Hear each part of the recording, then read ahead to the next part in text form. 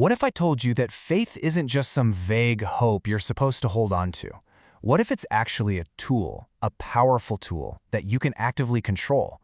Well, today, we're going to take this totally misunderstood concept and turn it from a passive wish into a practical, powerful faculty of your mind. Let's get into it. So let's just start with the big question right up front. Is faith just a feeling? Something you have to wait around for? Or is it a faculty, like your imagination or your will? Something you can actually train, direct, and use whenever you want. What we're about to explore here might just completely change how you think about it. On the one hand, you've got the traditional view of faith, right? It's all about passive hope, maybe blind belief, and it's often tied up in dogma. But the framework we're digging into today is, well, it's completely different. We're talking about an active faculty, a kind of mental assurance, and a universal power that's available to everyone. So here's our game plan. First, we're going to redefine what faith even is. Then I'll introduce you to your mind's 12 executives. After that, we'll get into the science of how this all works, see how to actually put it to work in your life, and finally, we'll see why it's the very first domino you need to push to create any real change. All right, let's jump into our first section. We are moving way beyond blind belief here. The goal is to strip away all that old baggage that comes with the word faith so we can unlock its raw, practical power. And to really understand its power, we have to look at its roots. The original Greek idea, pistis, which we now translate as faith, was this incredibly potent concept. But over centuries, that original meaning got kind of watered down. Our goal is to get back to that powerful source. And that brings us to our new working definition. Faith is the perceiving power of the mind. It's the faculty that gives substance, actual substance, and assurance to the things we hope for. Bottom line, it's what makes an idea that's just in your head feel real. Okay, so let's see how this builds. To really get how faith works, you have to see it as part of a bigger system. Our source material, from Charles Fillmore, lays out 12 fundamental powers of the mind. And a great way to think about them is as the executive team, sitting in the boardroom of your consciousness. Now, this is a map from the original text back in 1930, showing how these 12 faculties were first laid out. I know, it might look a bit dated, but the idea behind it is incredibly modern. It's basically a blueprint for understanding how your own mind is organized. The original source uses this fantastic analogy of an expanding industrial plant.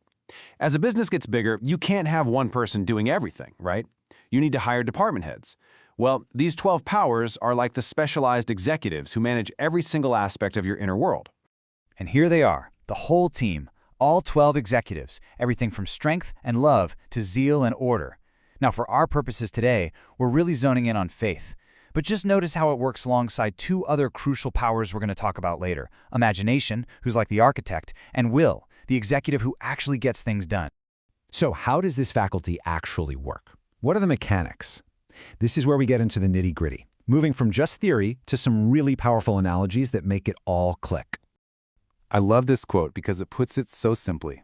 Think about it this way. You don't need a degree in electrical engineering to walk into a room and flip a light switch, right? The exact same principle applies here. You don't have to understand all the intricate machinery of faith. You just need to know how to press the button. And this visualizes that idea perfectly. Faith is the mental switch. It's the simple action you take that connects you to a much, much larger grid of universal energy. The key is, you're not creating the power yourself, you're just tapping into it.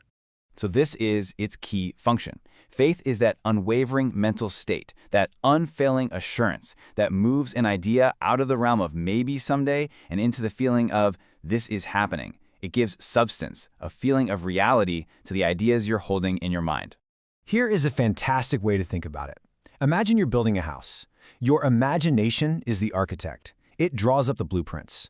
Faith is a confirmed financing. It's that absolute assurance that the resources are there and this project is a go. And then will is the general contractor, the one who directs all the action to make it happen. You absolutely need all three. Okay, theory is great, but how do we actually use this thing? Let's get super practical now and look at how to apply this faculty in 3 of the biggest areas of your life. So let's start with your career. Let's say you're facing a huge, daunting project.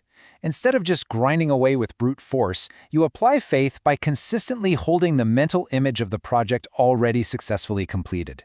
According to our source, this act of assurance actually generates an energy that helps circumstances fall into line and helps you overcome obstacles. Now, what about health? This is a really interesting one. The source suggests that a lot of physical issues can actually originate from destructive thought patterns. The application of faith here is what it calls a right change of mind. You consistently hold the mental blueprint of perfect health.